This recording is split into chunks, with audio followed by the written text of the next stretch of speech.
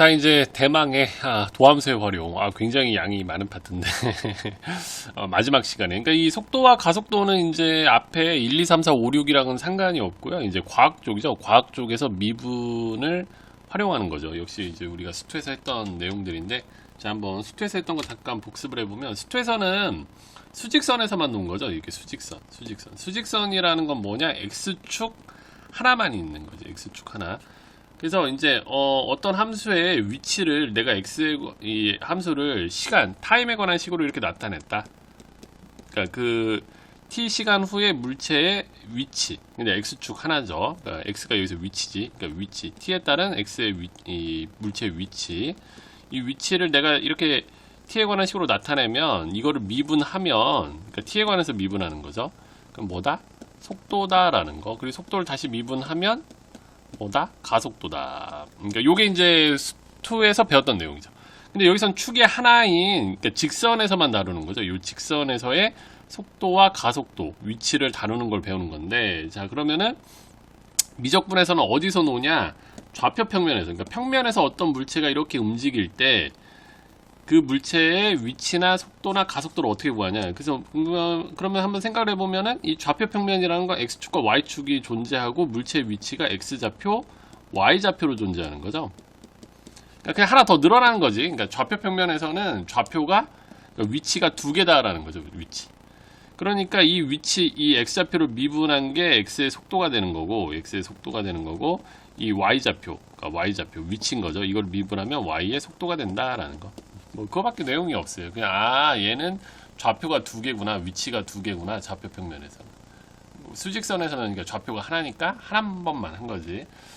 자, 그래가지고 우리가 직선 운동, 그러니까 한마디로 수직선인 거죠. 수직선에서는 좌표가 x좌표 하나밖에 없기 때문에 그 x좌표를 t에 관한 식으로 나타내면 이게 위치에 관한 식이다. 근데 그 위치를 미분하면 속도로 바뀌고, 그 속도를 다시 미분하면 가속도로 바뀐다. 그러니까 위치 입장에서는 더블 프라임 한 거죠.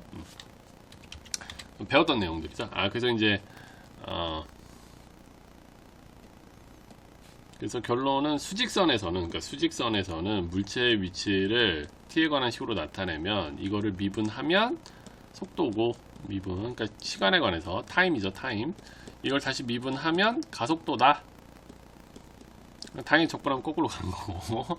근데 그게 아니라 이제 평면운동은 어디냐? 좌표 평면에서 논다. 그러면은 물체의 위치는 몇 개다? x좌표, y좌표 두 개다라는 거죠. 그래서 물체의 위치는 이거 왜 이러냐? 자, 물체의 위치는 이렇게 두 가지로 나타낼 수 있다. x좌표, 그러니까 x좌표도 t에 관한 식으로 나타내고 y좌표도 t에 관한 식으로 나타낼 수 있다. 그래서 그러면 물체의 속도도 두 개가 되는 거죠. x의 속도. 그래서 얘를 미분하면 속도가 된다. 그러니까 x의 속도.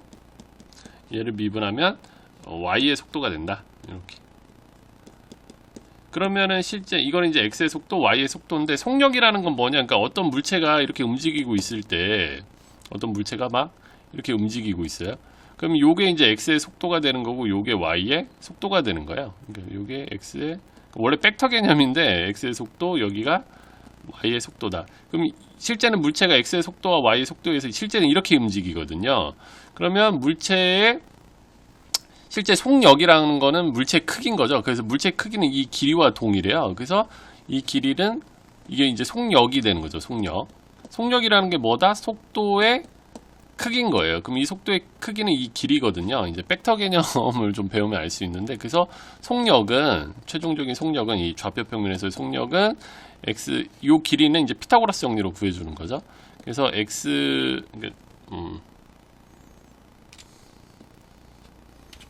그러니까 x의 속도의 제곱, x의 속도, 피타고라스 정리 때문에, 그래요. 그리고 y의 속도의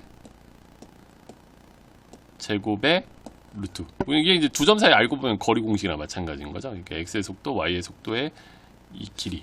여기 이제 속력이다. 가속도도 똑같고요. 그래서 크기도 구할 수 있다라는 거, 뭐 이런 내용들입니다. 그래서 이게 속도의 크기 구하는 방법, 그 다음에 이게 가속도의 크기 구하는 방법. 한번 문제 풀면서 한번 볼게요. 그러니까 저 속도와 속력은 솔직히 벡터 개념이라서 조금 벡터 할 때 조금 더 자세히 배우게 된다. 자, 이게 수직선이니까 이제 수도 복습하는 거죠. 그러니까 위치죠, 위치. 그러니까 수직선은 x좌표 하나밖에 없으니까. 그러니까 시간에 따른 물체의 위치가 이렇게 된다. 근데 2초일 때 속도가, 근데 우리가 이 위치를 미분하면 속도인 걸 알고 있죠. 이렇게. 그냥 굉장히 간단해요. 2초일 때 속도는 여기다 2 집어넣으면 된다. 이렇게. 그 다음에 얘를 미분하면 가속도가 되는 거죠. 가속도. 미분하면 이렇게. 가속도. 그 다음에 2초일 때 가속도 구하고 싶으면 2를 집어넣으면 된다. 가속도에다가. 별 내용은 없죠. 이거. 그 다음에 무엇입니까? 자, 요거. 그러니까 이제 여기가 이제 메인인 거죠. 미적분. 좌표 평면에서 물체의 움직임.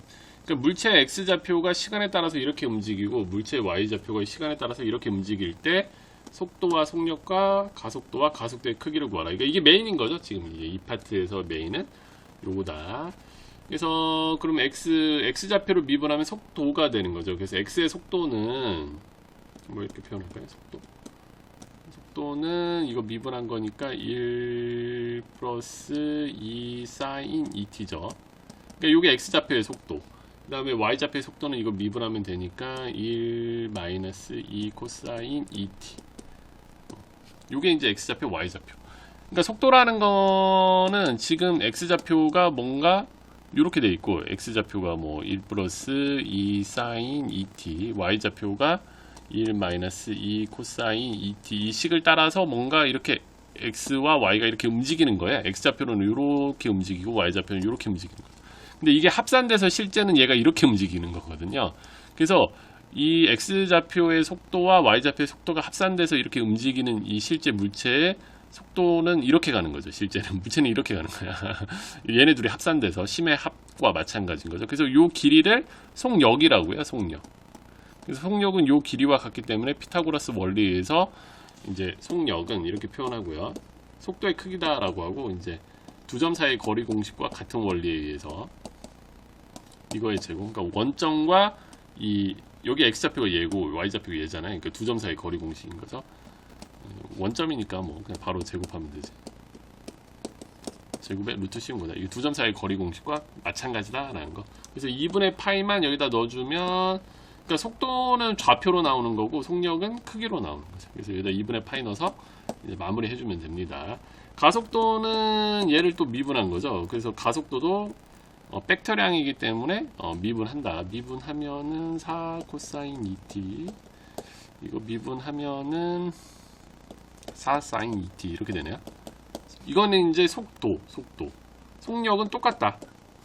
벡터와 속도는 모두 다 이제 그러니까 이제 속력과 가속도는 다 벡터량이기 때문에 이렇게 좌표로 나타내고요. 그 다음에 이제 가속도의 크기는 스칼라양이기 때문에 이제 이것도 이제 얘랑 똑같은 방식이 적용당해요. 그래서 이게 x좌표, y좌표의 크기 구하는 거기 때문에 4 코사인 2t의 제곱 플러스 4 사인 2t. 그러니까 이건 솔직히 약간 벡터를 배워야지 좀 더 설명이 편한데 뭐 이렇다. 그래서 여기다 4분의 파이 집어넣으면 끝. 계산까지는 안 할게요. 뭐 이렇게. 그냥 좌표가 두 개라는 거 빼고는 의미가 없어요. 그래서 이제 결론은 뭐냐? 결론은 그러니까 평면 좌표, 그러니까 좌표 평면에서는 물체의 위치를 x에 관한 식과 y에 관한 식으로 이렇게 두 개로 나타냈을 때 이게 이제 물체의 위치를 시간에 따라서 나타낸 거죠. 그러니까 얘네를 미분하면, 그러니까 x의 위치를 미분하면 x의 속도가 되는 거고 y의 위치를 미분하면 y의 속도가 되는 거다. 그리고 이게 좌표 순서상으로 나타낼 수 있다. 그러니까 x의 속도, y의 속도.